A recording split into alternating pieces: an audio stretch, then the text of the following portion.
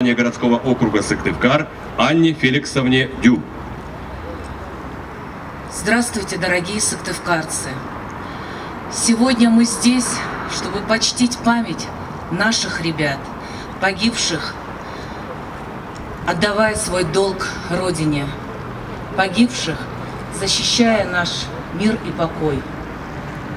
Любая война несет за собой смерть и разрушение, боль и страдания, горе и слезы матерей.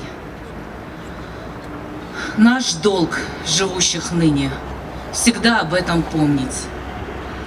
Вечная вам память и слава, наши герои Отечества, и низкий поклон матерям, отдавших своих сыновей. Слово предоставляется председателю Коми-региональной общественной организации «Совет семей погибших в Афганистане, Чечне и других локальных войнах» Кузиновской Наталье Егоровне.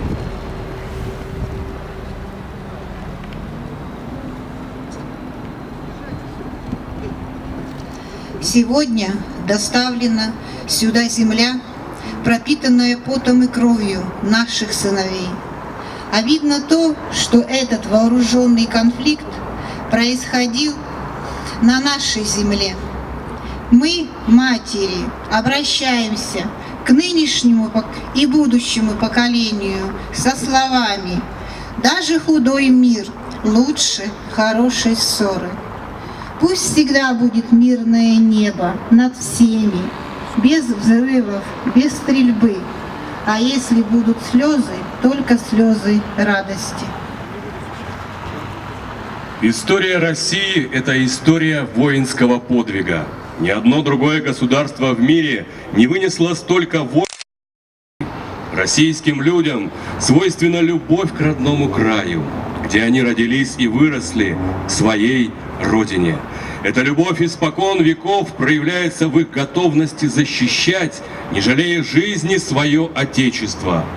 Слово предоставляется председателю Коми-регионального отделения Общероссийской общественной организации Ассоциация ветеранов боевых действий, органов внутренних дел и внутренних войск России Лобанову Василию Петровичу. Я приветствую всех наших жителей Республики Коми, города Сыктывкара. Уважаемые боевые товарищи, уважаемые наши матушки, низкий поклон вам за то, что вы согреваете нас своей любовью и дарите нам надежду и силы.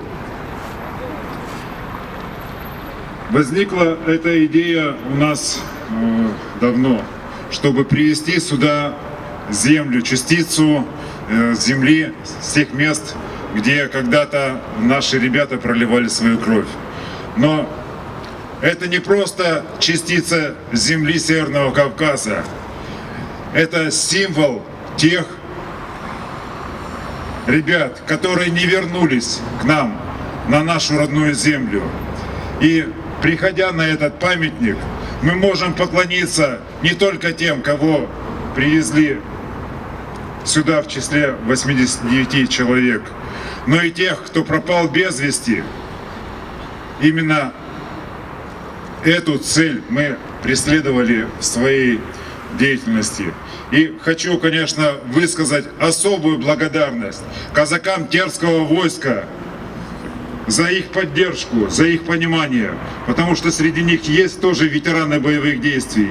И проезжая по Чеченской Республике, я видел, что они пользуются огромным уважением среди местного населения. Низкий поклон вам, братья казаки!